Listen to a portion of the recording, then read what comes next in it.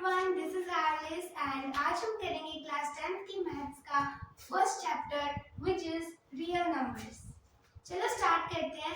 तो ये introduction video होने वाली है जिसमें हम चैप्टर के जितने भी कंसेप्ट्स हैं वो पहले ही डिस्कस कर लेते हैं ताकि जब हम क्वेश्चन सॉल्व करेंगे तो हमें कोई भी प्रॉब्लम ना आए। तो बिना किसी देरी के हम स्टार्ट करते हैं। सबसे पहले हम थोड़े बहुत नंबर्स के बारे में जान लेते हैं। तो सपोज कि हमारे सामने एक नंबर लाइन है, ठीक है, ये 0 है। अब आपने 0 से पॉजिटिव डायरेक्शन में चलना स्टार्ट किया, ठीक है। यहाँ पे पॉजिटिव नंबर्स है जैसे 1, 2, 3 एंड 4 एंड सो ऑन, ठीक है, आगे चलते जा रहे हैं। एंड आपने 0 से पॉजिटिव डायरेक्शन में चलना स्टार्ट किया। अब आपको कुछ नंबर्स लगे अच्छे, है ना, तो आपने उनको एक बैग में डाल दिया। अब आपका जो बैग है ना उसमें सिर्फ नेचुरल नंबर्स है। अब नेचुरल नंबर्स कौन से होते हैं? जो 1 से स्टार्ट होते हैं, जैसे 1, 2, 3 एंड सो ऑन, ठीक है। तो ये आपके नेचुरल नंबर्स हो गए। अब आप जहाँ पे जैसे यहाँ पे खड़े हो एंड यहाँ पे आप वापस आओगे जहाँ से आपने स्टार्ट किया था 0 से, ठीक है। 0 से आपने स्टार्ट किया, यहाँ पे आप वापस आ गए। फिर ये जो 0 है ना इसे आपने उठा के उस बैग में डाल दिया जिसमें नेचुरल नंबर्स थे। अब आपका जो बैग है ना जिसमें नेचुरल नंबर्स प्लस 0 है तो वो एक होल नंबर का कलेक्शन बन चुका है, ठीक है। होल नंबर्स ऐसे नंबर्स होते हैं जिसमें 0 प्लस पॉजिटिव नंबर्स होते हैं, ठीक है, या जिनको हम नेचुरल नंबर्स भी कह देते हैं। अब क्या आपके सामने कुछ नंबर्स हैं? ऑफ कोर्स आपके सामने नेगेटिव नंबर्स हैं, ठीक है। तो इन नेगेटिव नंबर्स को भी आपने अपने बैग में डाल दिया। ये कह रहे हैं भाई सभी को डाल दिया, हमें नहीं डालोगे बैग में, तो आपने इनको भी डाल दिया। अब आपका जो बैग है ना वो पहले नेचुरल नंबर्स का था, अब वो होल का है। और जब आप उसमें नेगेटिव नंबर्स डाल दोगे ना तो वो इंटीजर्स का कलेक्शन बन जाता है। तो ऐसे नंबर्स जिनमें पॉजिटिव प्लस नेगेटिव प्लस 0 होते हैं उन नंबर्स को हम इंटीजर्स बोलते हैं, ठीक है। उसके बाद क्या अभी भी उस नंबर लाइन पे नंबर्स बाकी है? हाँ, नंबर्स बाकी है, जैसे 1/2, 3/4 और -2005/2006 ऐसे नंबर्स भी उस नंबर लाइन पे बाकी है। अब आप इन नंबर्स को उठा के उस बैग में डाल दोगे तो आपका जो बैग है ना वो रैशनल नंबर्स का कलेक्शन बन जाता है, ठीक है। और रैशनल नंबर फ्रैक्शन की फॉर्म में होते हैं, ठीक है। और जो डेसिमल वाले नंबर होते हैं ना जैसे 2.5 ये भी रैशनल नंबर्स होते हैं। अब आप कहोगे कि ये तो रैशनल नंबर हो ही नहीं सकते क्योंकि हमें पता है कि रैशनल नंबर जो है वो p/q की फॉर्म में लिखे जाते हैं और ये तो फ्रैक्शन फॉर्म में है ही नहीं। तो अगर मैं ये पॉइंट हटाऊं और इसके नीचे लगा दूं 10 तो ये हुआ कि नहीं p/q की फॉर्म में, इसलिए हम इसे रैशनल नंबर काउंट करते हैं, ठीक है। तो ये आपके हो गए कि नेचुरल नंबर्स है और उसमें अगर 0 ऐड हुआ तो वो होल नंबर बने। अगर होल नंबर्स में नेगेटिव नंबर्स ऐड हुए तो वो इंटीजर्स बने, ठीक है। और इंटीजर्स के अंदर अगर p/q की फॉर्म वाले नंबर्स या डेसिमल नंबर्स ऐड हुए तो वो हमारे बनते हैं रैशनल नंबर्स, ठीक है। यहाँ तक कोई प्रॉब्लम नहीं है। उसके बाद हम बात करेंगे इरैशनल नंबर्स की। जैसे इरैशनल नंबर्स की हम ज्यादा डेप्थ में नहीं जाते हैं, आप बस इतना याद रख लो कि जो इरैशनल नंबर्स होते हैं ना वो सिर्फ 3 तरह के होते हैं। पहला है हमारा पाई, ओके, पाई इसकी वैल्यू क्या होती है 22/7। अब हमें पता है कि अगर कोई भी नंबर p/q की फॉर्म में है तो वो रैशनल नंबर होगा ही होगा। तो ये भी तो p/q की फॉर्म में है, हम इसे क्यों नहीं मानते रैशनल नंबर? क्योंकि ये तो हमने लेट किया हुआ है कि बस हमारी कैलकुलेशन थोड़ी इजी हो जाए कि पाई की वैल्यू ले लो 22/7, ठीक है। बट इसकी जो एक्चुअल वैल्यू होती है ना वो होती है 3.142 एंड सो ऑन, मतलब ये काउंटिंग चलती जाती है। और हमने 9th क्लास में पढ़ा हुआ है टर्म्स टर्मिनेटिंग और नॉन टर्मिनेटिंग, ठीक है। टर्मिनेटिंग वो वर्ड्स वो नंबर होते हैं जिनके डेसिमल के बाद जो नंबर्स है ना वो एक टाइम जाके रुक जाते हैं, ठीक है। और नॉन टर्मिनेटिंग ऐसे नंबर्स होते हैं जो चलते जाते हैं, मतलब ऐसे 2 के बाद आ गया 3, फिर 1, फिर 5, फिर 4, ऐसे चलते जाते हैं, ठीक है, कभी रुकते नहीं है।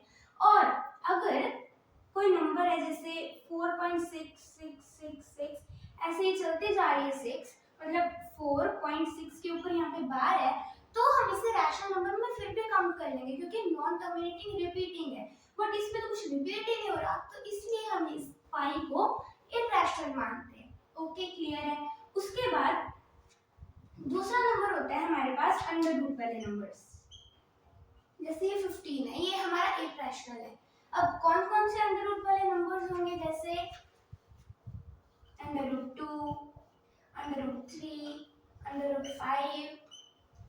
अरे मैं कुछ भूल ली ना यहाँ पे, हाँ, अंडर रूट 4। क्या ये इरैशनल है? ये इरैशनल नहीं है, क्योंकि जो 4 है ना वो एक कंप्लीट स्क्वायर है। किसका है? 2 का कंप्लीट स्क्वायर है। तो अगर मैं इसे सॉल्व करूंगी तो मेरा आंसर 2 आ रहा है, और 2 क्या है? रैशनल नंबर है कि नहीं?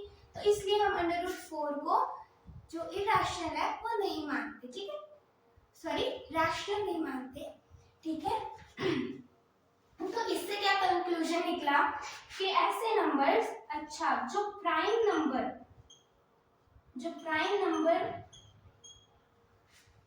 है उसे हम इरैशनल मानते हैं। अंडर रूट के अगर नीचे प्राइम नंबर है तो हम उसे इरैशनल मानेंगे। ये भी जरूरी नहीं है, देखो अंडर रूट 15 जो है वो प्राइम, मतलब जो 15 है वो प्राइम नंबर है, ठीक है, बट हम इसे भी इरैशनल नंबर जो है मानते हैं। क्यों मानते हैं? क्योंकि जो इरैशनल ये 15 है ना, ये कंप्लीट स्क्वायर नहीं है किसी का भी, ठीक है। जैसे 4 है और अंडर रूट 9 है, अंडर रूट 25 है, ठीक है, ये सारे क्या है? कंप्लीट स्क्वायर है, मतलब अगर मैं इनको सोल्व करूं तो हमारे रैशनल नंबर्स आ रहे हैं, है ना। बट 15 एक प्राइम नंबर है, प्राइम नंबर नहीं है ये, तो फिर भी इसका जो कंप्लीट स्क्वायर है वो ये है नहीं, तो इसलिए हम इसको इरैशनल मानते हैं, प्राइम नंबर नहीं मानते, इरैशनल नहीं मानते, ठीक है, क्लियर है। तो हमें अंडर रूट के नीचे कंप्लीट स्क्वायर नहीं चाहिए। अगर कोई भी अंडर रूट में कंप्लीट स्क्वायर है तो वो रैशनल ही माना जाएगा। हमें अंडर रूट में कंप्लीट स्क्वायर नहीं चाहिए। अगर कोई कंप्लीट स्क्वायर है तो वो रैशनल है, और अगर कंप्लीट स्क्वायर नहीं है तो वो इरैशनल माना जाएगा, ठीक है, क्लियर है। अच्छा, उसके बाद हमारा जो थर्ड नंबर आता है वो यही ऐसा ही आता है, जैसे कोई भी नंबर है, मान लो 1.43621 एंड ये चलता जा रहा है, तो ऐसे जो नंबर होंगे ना हम उसको मानते हैं इरैशनल। ये मैंने अभी सेम बताया कि जो नंबर्स रिपीट नहीं होंगे, चलते जाएंगे, कभी भी एंड नहीं होंगे, तो उन्हें हम इरैशनल नंबर मानते हैं, ठीक है। अब हमारा चैप्टर का नाम था रियल नंबर्स, ठीक है। अब ये जो इरैशनल है ना और जो रैशनल नंबर्स है, इन दोनों में सिर्फ एक ही चीज कॉमन है, क्या? कि ये दोनों पार्ट है किसके? रियल नंबर्स के, ठीक है। तो रियल नंबर्स हमारे मिलके बनते हैं सभी नंबर से। रियल नंबर्स में सभी टाइप के नंबर्स आ जाते हैं, जैसे नेचुरल, होल, इंटीजर और रैशनल और इरैशनल सभी, ठीक है। तो यहाँ से आपका नंबर्स का कंसेप्ट जो है वो क्लियर हो जाना चाहिए। अब हम बढ़ते हैं हमारे नेक्स्ट टॉपिक की तरफ। अब हम बात करेंगे कॉम्पोजिट नंबर्स की और प्राइम नंबर्स की, कि इन दोनों में डिफरेंस क्या है मेन, ठीक है। तो प्राइम नंबर्स हमारे ऐसे नंबर्स होते हैं जो सिर्फ खुद के टेबल पे आते हैं, जैसे 2, 3 और 4 नहीं है प्राइम नंबर, क्योंकि जो 4 है ना वो 2 के टेबल पे आ रहा है, ठीक है। 5, 6 भी नहीं है, क्योंकि वो भी 3 और 2 दोनों के टेबल पे आ रहा है ना। तो यहाँ से मतलब जो इवन नंबर्स है ना वो तो प्राइम नंबर होंगे नहीं, क्योंकि सभी 2 के टेबल पे आ रहे हैं, ठीक है। बट 2 खुद के टेबल पे आता है, और 7, ठीक है, और 9 भी नहीं होगा, ठीक है, और 8 भी नहीं होगा, क्योंकि जो 9 है ना, 9 3 के टेबल पे आ रहा है, और 8 तो इवन नंबर है तो ऑफ कोर्स 2 के टेबल पे आएगा, ठीक है। फिर 10 भी नहीं प्राइम नंबर होता, क्योंकि ये भी 2 और 5 के टेबल पे आता है, ठीक है। और मतलब बेसिकली ऐसे नंबर्स जो सिर्फ खुद के टेबल पे आएंगे उन्हें हम प्राइम नंबर कहते हैं, और ऐसे नंबर्स जिनके अलग अलग फैक्टर्स होते हैं, मतलब वो कोई और टेबल पे भी आते हैं, उन्हें हम कहते हैं कॉम्पोजिट नंबर्स। ठीक है, और प्राइम नंबर्स की एक और डेफिनेशन होती है कि जो प्राइम नंबर्स है ना, उनके जो फैक्टर्स है वो या तो 1 होंगे या फिर नंबर इटसेल्फ होंगे। जैसे अब मैं ले लूं 2, तो 2 के फैक्टर्स बनाए, एक तो ये आता है 1 पे, ठीक है, और एक ही खुद के टेबल पे आता है, तो इसके जो फैक्टर्स बने, एक तो बना 1 और एक बना नंबर इटसेल्फ। क्लियर हुई बात? ठीक है, तो ऐसे नंबर जिनके फैक्टर सिर्फ 1 और नंबर इटसेल्फ बनेंगे उन्हें हम प्राइम नंबर्स कहते हैं। अब जैसे मैं 3 के बनाऊं तो 3 1, ठीक है, क्योंकि ये 3 के टेबल पे आ रहा है, 1 के टेबल पे आ रहा है, ये नंबर इटसेल्फ और ये 1, ठीक है, 1 5 और इसके 7 के 1 7, ठीक है, ये हमारे हुए प्राइम नंबर्स। अब हमारे दो नंबर्स अभी भी रहते हैं, कौन कौन से? 0 और 1। अब क्या आप बता सकते हो कि 1 जो है वो कॉम्पोजिट है या प्राइम? चलो मैं आपको समझाती हूँ। 0 का तो ज्यादा नहीं पूछा जाता, बट जो 1 है ना उसका कई बार पेपर में आ जाता है कि 1 प्राइम कॉम्पोजिट नंबर है या प्राइम नंबर, बताओ। तो अब अगर हम 1 के फैक्टर बनाएं तो एक तो ये 1 के टेबल पे आ रहा है और नंबर इटसेल्फ भी 1 है, तो हम इसे प्राइम नंबर में काउंट करें या कॉम्पोजिट नंबर में? तो भाई 1 जो है ना वो ऐसे कह रहा है कि ना तो मैं प्राइम नंबर की टीम में जाऊंगा और ना ही कॉम्पोजिट में, ये दोनों में से कोई भी नंबर नहीं होता, ये बस खुद ही होता है, मतलब, ठीक है, मतलब जो 1 है ना वो ना ही प्राइम नंबर होता है और ना ही कॉम्पोजिट नंबर। सेम 0 के साथ है, 0 भी ना ही कॉम्पोजिट है और ना ही प्राइम। ठीक है, अब हमारा इन नंबर्स के बीच में एक टॉपिक रहता है, वो है कोप्राइम्स। ठीक है, कोप्राइम्स। कोप्राइम्स ऐसे दो नंबर्स होते हैं जिनका कॉमन फैक्टर सिर्फ 1 होता है, जैसे 2 एंड 3। इन 2 और 3 का कॉमन फैक्टर क्या है? 1। ठीक है, हम कोई भी प्राइम नंबर ले लो, जैसे 3 7, इनका भी कॉमन फैक्टर 1 है। ठीक है, 3 5, इनका भी कॉमन फैक्टर 1 है, 5 7। तो ऐसे दो नंबर्स जिनका कॉमन फैक्टर सिर्फ 1 होगा, सिर्फ वो 1 के टेबल पे आएंगे या खुद के टेबल पे आएंगे, तो उन्हें हम कोप्राइम्स बोलते हैं। क्लियर है? यहाँ तक आपको समझ आ गया? ठीक है, अब हम चलते हैं अब अपने नेक्स्ट टॉपिक की तरफ। हम करेंगे अपना next topic which is prime factorisation. ठीक है, तो जो प्राइम वर्ड है वो तो हम अभी समझ के आए हैं, प्राइम नंबर्स कौन से होते हैं, और फैक्टराइजेशन जो वर्ड है ना वो ये आया है फैक्टर से। फैक्टर जो वर्ड है ये वहां से आया, फैक्टराइजेशन। ठीक है, अब मैं कोई भी नंबर लूं, जैसे मैं लेती हूँ चलो 6। ठीक है, तो 6 के अगर मैं फैक्टर्स बनाऊं, मतलब ऐसे नंबर्स लिखूं जिनके टेबल पे 6 आता है, तो एक तो ये 1 के टेबल पे आता है, 2 के टेबल पे भी 6 आता है, 3 के टेबल पे भी 6 आता है, और ये 4 के टेबल पे तो आता ही है। ठीक है, तो ये जो है 1 2 3 एंड 6, ये सारे 6 के क्या है? फैक्टर्स है। ठीक है, ये तो चलो 6 छोटा नंबर था तो हमने इसके फैक्टर्स इजीली बना लिए। अब अगर कोई आ जाए बड़ा नंबर, जैसे हम ले लेते हैं 4000। ठीक है,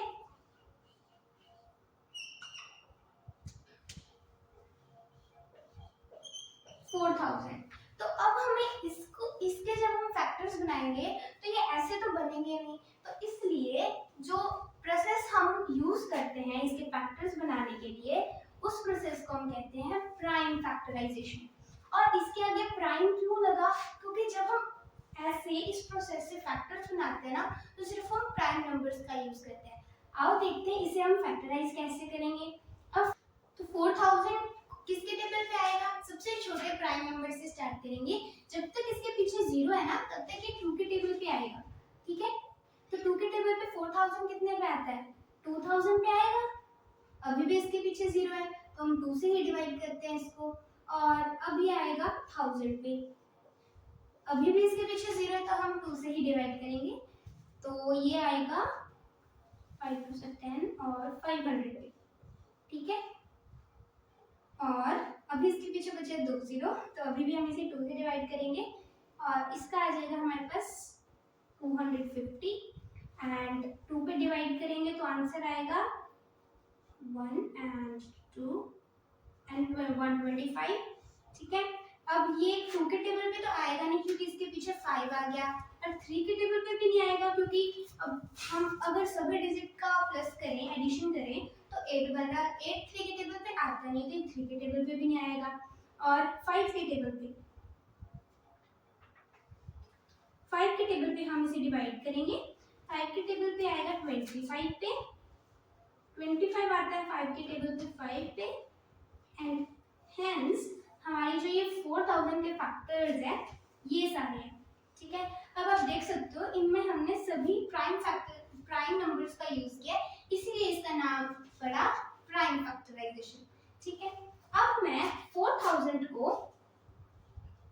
ऐसे भी लिख सकती हूँ जैसे हमने इसके फैक्टर्स बनाए हैं। मैं एक बार गिनूं, 2 है हमारा 5 बार, 2 2 ठीक है, और 5 है 3 बार, 5 × 5 × 5। एक तो मैं 4000 को ऐसे लिख सकती हूँ, और एक मैं अगर 4000 को ऐसे भी लिखूँ ना एक्सपोनेंशियल फॉर्म में, जैसे 2 अगर हमारा 5 बार है तो 2 raise to power 5 and into 5 raise to power 3। अगर मैं ऐसे लिखूंगी तो भी मेरा आंसर करेक्ट है, एंड मैं अगर ऐसे लिखूंगी तो भी मेरा आंसर करेक्ट माना जाएगा। ठीक है, तो ये होती है प्राइम फैक्टराइजेशन, जिसमें हम कोई भी नंबर को जब इस प्रोसेस से फैक्टराइज करते हैं प्राइम नंबर्स की हेल्प से, तो ये प्राइम फैक्टराइजेशन कहलाता है। क्लियर है यहाँ तक आपको? अब तक हमने क्या क्या पढ़ा, नंबर्स के बारे में, और फिर हमने पढ़ा कॉम्पोजिट और प्राइम नंबर्स के बारे में, और अब हमने अपना एक और टॉपिक क्लियर किया, प्राइम फैक्टराइजेशन। चलते हैं हमारे नेक्स्ट टॉपिक की तरफ। हमारा अगला टॉपिक है एलसीएम एंड एचसीएफ। एलसीएम होता है लीस्ट कॉमन मल्टीपल, और एचसीएफ होता है हाईएस्ट कॉमन फैक्टर। अब जैसे मैं एक नंबर लूं 36, तो ठीक है 36 में के मैं फैक्टर्स बनाऊं, तो ये 1 के टेबल पे आ रहा है, 2 के टेबल पे भी आ रहा है, 3 भी इसका फैक्टर है और 6 भी, और 36 तो है ही। ठीक है, तो अगर मैं कहूँ कि ये सारे जो नंबर्स हैं ये सारे इसके फैक्टर्स हैं, ठीक है, ये फैक्टर्स है, और 36 जो है वो इनका मल्टीपल है, मतलब इन सभी के टेबल्स पे 36 आता है, इसलिए 36 को इनका मल्टीपल कहते हैं। ठीक है, अब अगर हमें एलसीएम निकालना है तो हमें निकालना होगा ये। ठीक है, और एलसीएम हमेशा बड़ा नंबर होगा कंपैरिजन टू एचसीएफ, क्योंकि एचसीएफ तो फैक्टर्स होते हैं और एलसीएम जो है वो हमेशा एक बड़ा नंबर आएगा। ठीक है, और इसमें हमें फैक्टर्स निकालने होते हैं और इसमें हमें फैक्टर्स का मल्टीपल निकालना होता है। ठीक है, क्लियर है? और मैं नंबर्स ले रही हूँ 510 एंड 92। ठीक है, अब आपको हमेशा ये याद रखना है कि अगर हमें एलसीएम निकालना है तो हमें दोनों नंबर्स को साथ लेके चलना होगा, जैसे और 92। ठीक है, और जब हमें एचसीएफ निकालना है तो दोनों नंबर्स को अलग अलग फैक्टराइज करेंगे। ठीक है, तो अब हम एलसीएम निकालेंगे तो ये दोनों ही 2 के टेबल पे चल जाएंगे। 510 आएगा 25 पे एंड फिर आ जाएगा 10 और हम 5 से डिवाइड कर देंगे। देन 92 46 पे, हाँ 46 पे आएगा, एंड देन अब ये तो 2 के टेबल पे डिवाइड हो जाएगा और ये नहीं होगा, तो फिर भी हम 2 के टेबल पे डिवाइड करते हैं, इसको एज इट इज लिख देते हैं। अब 46 आएगा 23 पे। अब तो ये भाई 2 के टेबल से भी डिवाइड नहीं होगा, तो हम इसको 3 से डिवाइड कर देते हैं, क्योंकि ये 3 से डिवाइड हो जाएगा एंड ये नहीं होगा, इसे हम बाद में कर लेंगे कोई और टेबल से। तो ये आएगा 8 एंड 85 और ये 23 एज इट इज। देन 85 को 5 से करते हैं, 17 23 ओके, एंड अभी 23 और 17 है दोनों। ठीक है, दोनों ही हमारे आ गए प्राइम नंबर्स। ठीक है, तो अभी इनकी टेबल से हम इन्हें डिवाइड कर देते हैं। 17 का यहाँ पे आ गया 1 एंड बचा 23 एंड देन 23 से हमारा जो है ये प्राइम फैक्टराइजेशन डन। ठीक है, अब हम एलसीएम लिखते हैं। एलसीएम 510 और 92 का क्या होगा, 2 into 2 into 3 into 5 into 17 into 23। ठीक है, अब हम इनकी अगर मल्टीप्लाई करेंगे ना तो हमारे पास जो है एलसीएम आ जाएगा इन दोनों का। ठीक है, मतलब इन दोनों की टेबल पे कॉमन जो मल्टीपल है वो क्या है, तो वो हमारा आ जाएगा। पहले हम एचसीएफ के फैक्टर्स निकाले थे तब उसे सॉल्व करेंगे। एंड 510 हम 2 पे चलाते हैं, आएगा 255 अभी करके आए हैं। देन 3 पे चलेगा, ये 3 पे क्या आएगा आंसर इसका 85। देन 5 पे 17, देन 17 पे 10। उसके बाद में 92 को हम 2 से डिवाइड करेंगे, क्या आएगा 46, 23 एंड डन। ठीक है, अब इसके हम फैक्टर्स लिख लेते हैं एचसीएफ के। एचसीएफ ऑफ, और ब्रैकेट में नंबर्स लिखना जरूरी है क्योंकि तभी पता चलता है कि हम कौन से दो नंबर्स का एचसीएफ निकाल रहे हैं। ठीक है, 510 और 92 फैक्टर्स लिख लो। पहले ना इनके हम कॉमन फैक्टर्स निकाल लेते हैं, जैसे कि 510 के कॉमन फैक्टर मतलब जो फैक्टर्स है वो है 2, 3 इंटू 5 इंटू 17, और 92 के 2 इंटू 23। मतलब इन दोनों में कॉमन क्या है 2, दोनों में 2 कॉमन आ रहा है, तो हमारा जो एचसीएफ है ना वो 2 आंसर आएगा।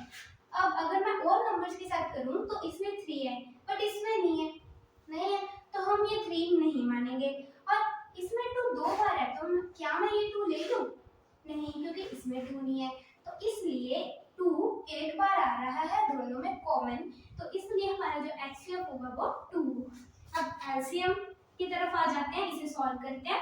2 इंटू 2 4, 4 इंटू 3 12 और 12 इंटू 5 60। तो हमें इन दोनों को मल्टीप्लाई करना होगा, तो हम पहले कर देते हैं 17 को 60 से, या हम ना 6 से इसको मल्टीप्लाई करते हैं फिर 0 लगा देंगे। ठीक है, तो 6 7 जा 42 एंड 6 1 जा 6 एंड 4 10।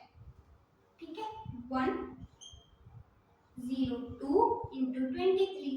अब इसे भी मल्टीप्लाई करके देखते हैं, 102 इंटू 23, 3 2 जा 6, 3 0 जा 0, 7 जा 3, 2 0 0 2 2 जा 4, 2 0 जा 0, 2 1 जा 2 एंड 6 4 3 2।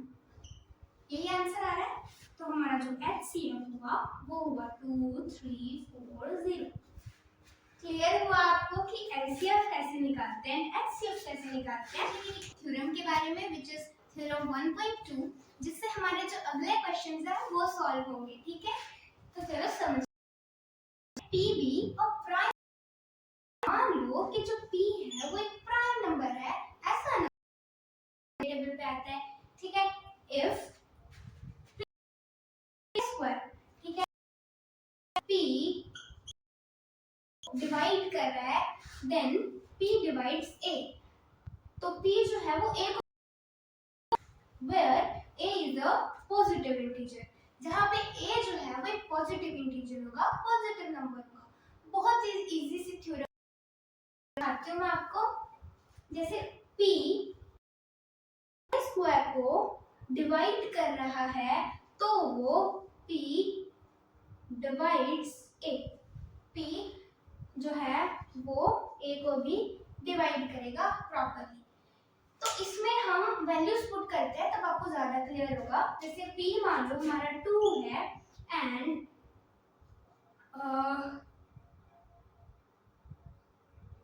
ऐसे नहीं करते, डिवाइड कर रहा है किसको, a स्क्वायर को। अब a की हम वैल्यू ले लेते हैं 4 स्क्वायर बाय 2। ठीक है, तो 4 स्क्वायर को हम अगर सॉल्व करें तो आ रहा है 16। ठीक है, 4 4 जा 16 बाय 2। ठीक है, अगर 2 4 के स्क्वायर को मतलब a के स्क्वायर को अगर प्रॉपरली तो जो a है ना, मतलब जो 4 है उसे भी जो 2 है वो डिवाइड करेगा प्रॉपरली। समझ आया? और करके देखते हैं क्वेश्चंस। ठीक है, अगर 2 7 के स्क्वायर को डिवाइड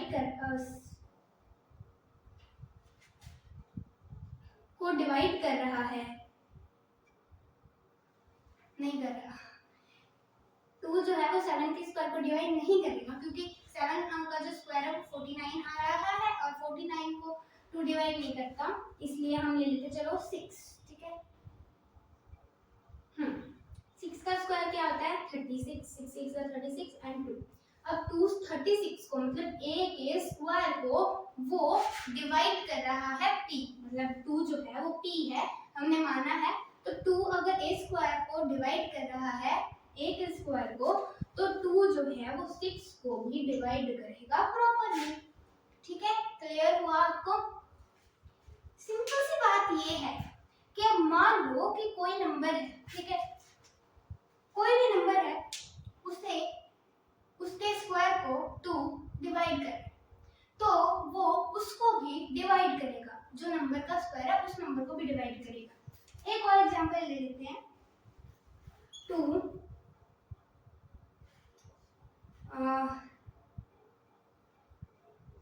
10 का स्क्वायर। ठीक है, तो 10 का स्क्वायर क्या होता है 100 को 2 डिवाइड करता है कि नहीं करता? करता है 50 पे। अगर मतलब जो 2 है उसने a स्क्वायर को प्रॉपरली डिवाइड कर दिया, a के स्क्वायर को प्रॉपरली डिवाइड कर दिया, तो वो a को भी डिवाइड करेगा। ये थ्योरम है और आपको ये समझनी है। अब मैं उम्मीद करती हूँ कि आपको ये समझ आ गई होगी कि अगर p प्राइम नंबर है तो वो अगर a स्क्वायर को डिवाइड कर रहा है तो वो a को भी डिवाइड करेगा ही करेगा। ठीक है, समझ आया आपको? क्लियर है यहाँ तक? चलो नेक्स्ट टॉपिक पे चलते हैं। पापा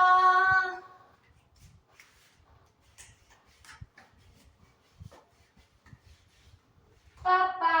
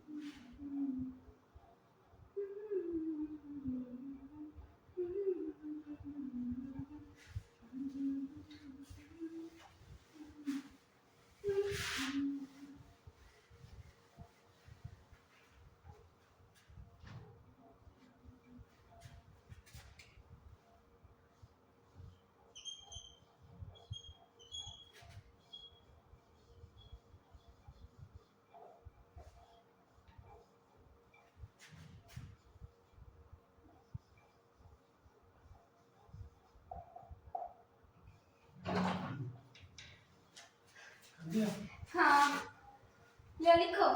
लिख सही है। चलो देख लिया।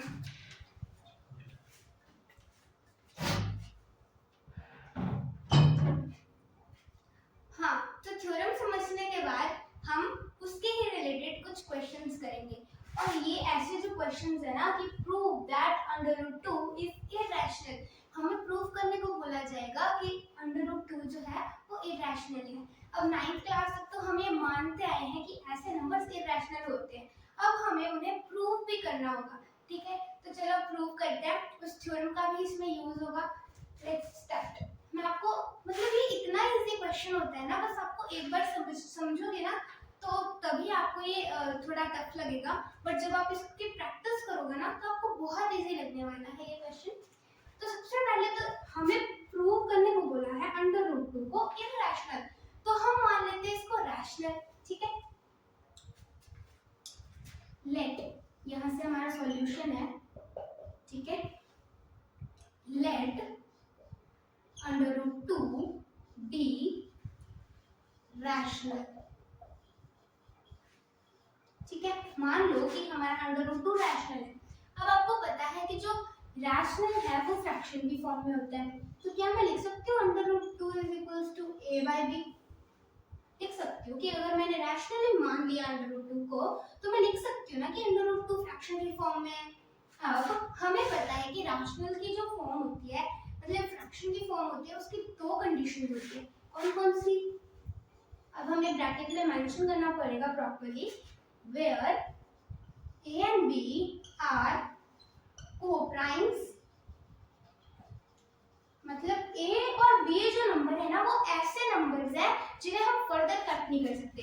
जैसे 4/6 है, ठीक है, अगर हम इसे कट करेंगे तो ये आ जाएगा 2/3, एंड 2/3 मतलब ए और बी ऐसे नंबर्स हैं जो आगे फर्दर कट नहीं होंगे, मतलब उनका कॉमन फैक्टर जो है वो 1 है, ठीक है। तो ये ऐसे नंबर्स हो गए, A and B are coprimes and b जो है हमारा 0 के इक्वल नहीं है, ठीक है। अब हम आगे करते हैं इसको, अगर मैं b को यहाँ ले आऊं तो b अंडर रूट 2 के साथ मल्टीप्लाई होएगा कि नहीं होएगा? तो लिख लेते हैं इसको भी, under root 2b is equals to a, ठीक है। अब हम ना इसकी दोनों साइड पे स्क्वायरिंग करेंगे, स्क्वायरिंग बोथ साइड्स, ठीक है। अब जब हम दोनों साइड में इसकी स्क्वायरिंग करेंगे तो क्या आंसर आएगा? 2b whole square is equals to a का स्क्वायर, ठीक है। अब आपको पता है कि अब अगर अंडर रूट 2 की होल स्क्वायर होती है,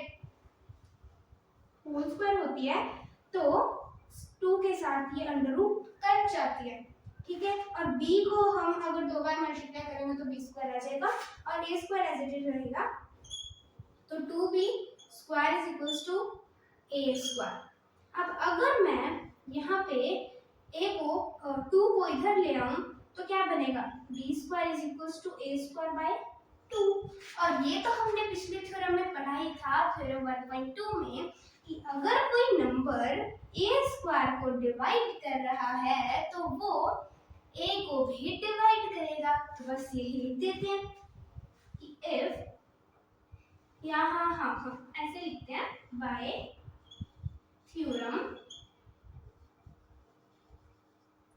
1.2 2 divides a square, so 2 divides a, clear है? ये हमने मेंशन कर दिया कि अगर भाई हमने अभी अभी थ्योरम पढ़ी है 1.2 जिसमें हमने पढ़ा था कि अगर कोई नंबर a स्क्वायर को डिवाइड कर रहा है, मतलब कोई भी नंबर के स्क्वायर को डिवाइड कर रहा है, तो वो उस नंबर को भी डिवाइड करेगा। यहाँ तक क्लियर है आपको? अभी तक हमने क्या किया कि जो नंबर हमें दिया है इरेशनल प्रूव करने को, उसे हमने रैशनल मान लिया। अब हमें पता है कि जो रैशनल है उसे हम a बाई b की फॉर्म में लिख सकते हैं, ठीक है। तो हमने ऐसे मेंशन कर दिया कि अंडर रूट 2 जो है वो a b के इक्वल है, a बाई b के, और फिर हमने लिख दिया कि वेयर जहाँ पे a और b जो है वो ऐसे दो नंबर्स हैं जो आगे फर्दर कट नहीं हो सकते, मतलब जो को-प्राइम्स है, और b 0 के इक्वल नहीं होगा। मतलब मैं ऐसे लिख सकती हूँ, कोई भी नंबर है जैसे 4/1 लिख सकती हूँ ना, कोई फर्क नहीं पड़ेगा ना, ये 4 के इक्वल ही होगा। बट अगर मैं इसकी जगह 0 लिखती हूँ तो क्या ये सही है? नहीं है, तो ये सही नहीं है, ठीक है। इसलिए हम b को 0 नहीं मानते। उसके बाद मैं b को इधर ले गई, सिंपली b को इधर ले गई, क्या होगा? अंडर रूट 2b और a आ जाएगा, ठीक है। b को इसके साथ मल्टीप्लाई किया तो अब हमें बस क्या करना है, नया स्टेप क्या करना है कि स्क्वायर कर देना है बोथ साइड। अब हमने स्क्वायर किया, अब इसके साथ तो ब्रैकेट लग गई क्योंकि इसके साथ वेरिएबल है, ठीक है। ब्रैकेट लग गई तो अंडर रूट 2 को 2 जो है स्क्वायर है वो काट देगा, तो हमारा ये 2b स्क्वायर बन गया, ठीक है। और a square as it is रहेगा। अगर मैं 2 को इधर ले आऊं तो क्या ये a स्क्वायर को डिवाइड करेगा कि नहीं करेगा? करेगा। अब वही हमारी थ्योरम थी कि अगर 2 a स्क्वायर को डिवाइड कर रहा है तो वो a को भी डिवाइड करेगा। क्लियर है यहाँ तक? अब चलो आगे चलते हैं कि आगे क्या करना है। अब हम इसको इक्वेशन नंबर 1 मान लेते हैं, ठीक है। इक्वल्स टू ए। अब मैंने 2c क्यों लिखा? देखो हमने अभी अभी मेंशन किया ना 2 डिवाइड्स a, हमें पता है कि 2 डिवाइड्स करता है a को। अगर मैं कोई भी नंबर जैसे 2 इंटू मान लो मैं कुछ भी, तो आंसर आ रहा है मेरा 8, ठीक है। तो मैं जिस भी नंबर से इसको मल्टीप्लाई करूंगी तो जो आंसर आएगा उसे 2 डिवाइड करेगा ना। ऑब्वियस बात है, 8 मल्टीप्लाई करने से तो आया है, 2 से मल्टीप्लाई करने से आया 8, तो डिवाइड भी करेगा ही करेगा। बस यही मैंने मेंशन किया है।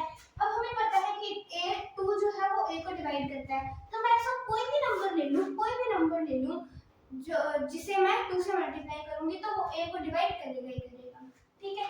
मैं लिख लेती हूँ c इज, यहाँ पे हम लिखेंगे where c is any constant, ठीक है।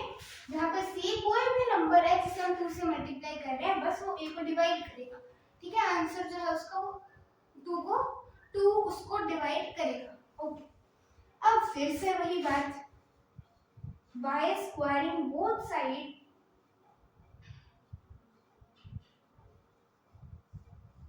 हमारे पास ये आ गया, ठीक है। वही लिख देंगे बाय स्क्वायरिंग बोथ साइड्स, दोनों साइड स्क्वायर करने से हमारे पास ये आ गया। अब हमने फर्स्ट इक्वेशन में कहा था कि 2b² जो है वो a² के बराबर है, तो मैं क्या यहाँ पे 2b² लिख सकती हूँ? कोर्स लिख सकती हूँ। अब मैं यहाँ पे रब करती हूँ क्योंकि जगह नहीं बची अब करने के लिए, तो मैं यहाँ से रब कर दूँ,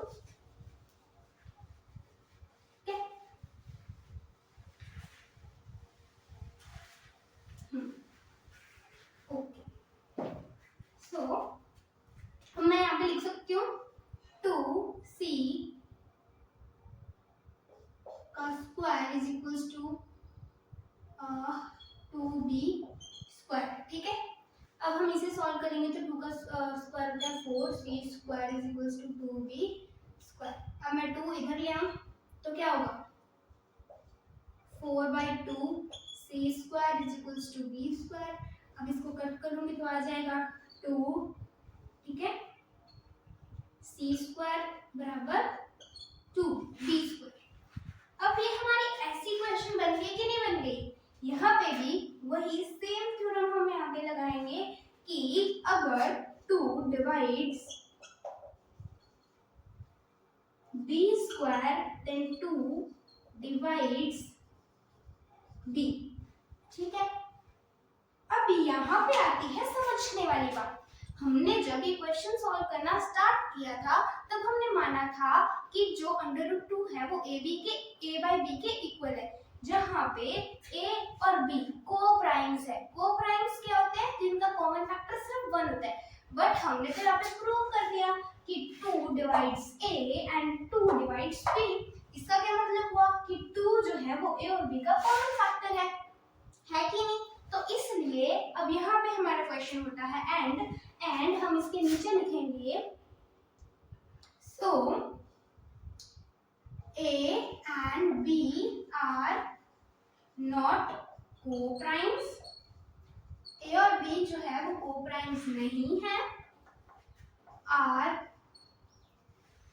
assumption was wrong। हमारी जो मान्यता थी, जो हमने माना था कि a और b को प्राइम्स है, वो रॉन्ग थी, वो गलत थी। Therefore √2 is irrational,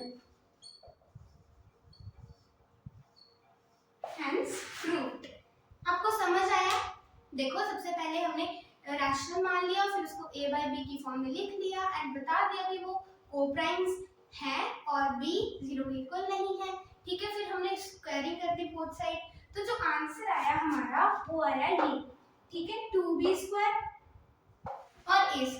अब हमें पता है bye theorem 1.2 a divides a² और 2 डिवाइड्स a, मतलब 2 divides a² and 2 divides a, कि अगर 2 a² को डिवाइड करेगा तो वो a को भी डिवाइड करेगा, ठीक है। और फिर हमने 2c is equals to a लिया, क्योंकि हमें यहाँ से पता चला कि अगर 2 a को डिवाइड करेगा तो हम 2 से कोई भी नंबर मल्टीप्लाई करेंगे तो वो a को डिवाइड करेगा ही करेगा।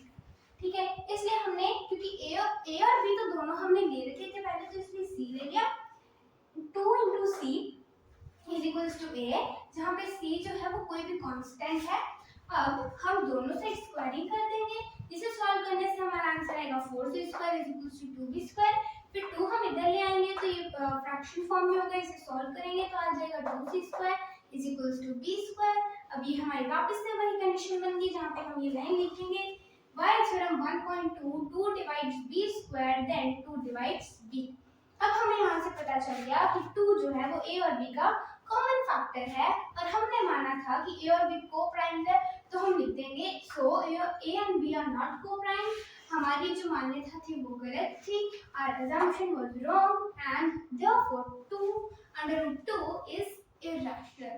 समझ आया आपको? चलो एक और एग्जांपल देखते हैं, इसे मैं रख कर देती हूँ। हाँ, तो इसकी जगह हम लेंगे prove that 4 minus under root 8 is irrational। ठीक है, अब ये जो है ना पेपर में अक्सर आता है क्वेश्चन ऐसे टाइप के जिसमें आपको 2 टर्म्स दे दी होंगी। ठीक है, अब यहाँ पे ऐसे देखे घबराना नहीं है कि भाई इसको कैसे सॉल्व करेंगे, उल्टा ये जो हमने पहले किया था ना अंडर रूट 2 को इरेशनल फॉर्म में प्रूव किया था, तो ये उससे बहुत इजी होता है। चलो अब वैसे ही इसको करना स्टार्ट करते हैं। Let 4 minus under root 8 be rational। ठीक है, रैशनल है मान लिया, तो अब मैं इसको ऐसे लिख सकती हूँ 4 minus under root a is equals to a by b। हमने पहले भी किया है, जहाँ पे है हम लिख देंगे where a and b are co-primes। ठीक है, and b is not equals to 0। ठीक है, अब हमने ये लिख दिया। अब मैं 4 को इधर लेके आऊंगी तो ये प्लस में हो जाएगा कि नहीं होगा, लिख देते हैं under root 8 is equals to a plus 4 by b। अब ये b इसके नीचे है, अगर हम b पूरे के नीचे करते हैं ना तो b को इसके साथ मल्टीप्लाई करना पड़ेगा, जिसकी वजह से हमारा जो आंसर है वो आ जाएगा a plus 4b by b। ठीक है, अभी पूरे के नीचे b है। ठीक है, अब अंडर रूट a है इरेशनल, और अगर मैं b और a की वैल्यू पुट करती हूँ ना तो हमारा ये एक जो है रैशनल नंबर की फॉर्म में आएगा। तो चलो मैं वैल्यूज पुट करके आपको दिखा देती हूँ। a मान लेते हैं हम 2 है, और b जो है वो मान लेते हैं b मान लेते हैं 6। ठीक है, a की वैल्यू 2 प्लस 4 इंटू 6 बाई 6। अब हम सॉल्व करते हैं 2 प्लस 4 इंटू 6 क्या हुआ 24 बाई 6। अब इसे प्लस करते हैं 26 बाई 6। अब यहाँ हम 2 के टेबल पे अगर कट ना भी करें तो आपको दिख रहा है ना, आपको पता चल रहा है कि p बाई q की फॉर्म में अगर रैशनल है, तो अगर मैं इसको कैसे भी सॉल्व करूँ ना तो ये रैशनल आएगा। चलो अब इसे कर लेते हैं 13 बाई 3 रैशनल आया, ये रैशनल नंबर की फॉर्म में आया है ये। ओके, तो ये है रैशनल, एंड ये हमें पता इरेशनल है, क्योंकि इसमें हमें इसे तो प्रूव करने को नहीं बोला ना कि अंडर रूट 8 को प्रूव करो कि इरेशनल है। ये तो हमें पता है, सभी को पता है कि इरेशनल है। तो क्या आपने कभी देखा इज इक्वल्स टू होता ना कभी भी, क्वेश्चन खत्म, बस नीचे लिख देंगे हम since we know that under root 8 is irrational and a plus 4b by b is rational is rational। जब ये rational है और ये इरेशनल है। आर assumption, हमारी मान्यता जो थी was wrong, हमने गलत माना था, ठीक है, ये कोप्राइम्स नहीं है, and therefore 4 minus under root a is irrational। ठीक है, आपको समझ आया ये मैंने कैसे किया है? सबसे पहले इसको रैशनल मान लिया एंड वही सेम हमें a बाई b की फॉर्म में लिख लिया एंड लिख दिया कि a और b कोप्राइम्स है एंड b 0 के इक्वल नहीं है। फिर मैं 4 को इधर ले आई तो ये प्लस में हो गया, फिर मैंने इसके नीचे पूरे के नीचे b लगाया तो 4b बन गया क्योंकि हमने b के साथ इसको मल्टीप्लाई किया था।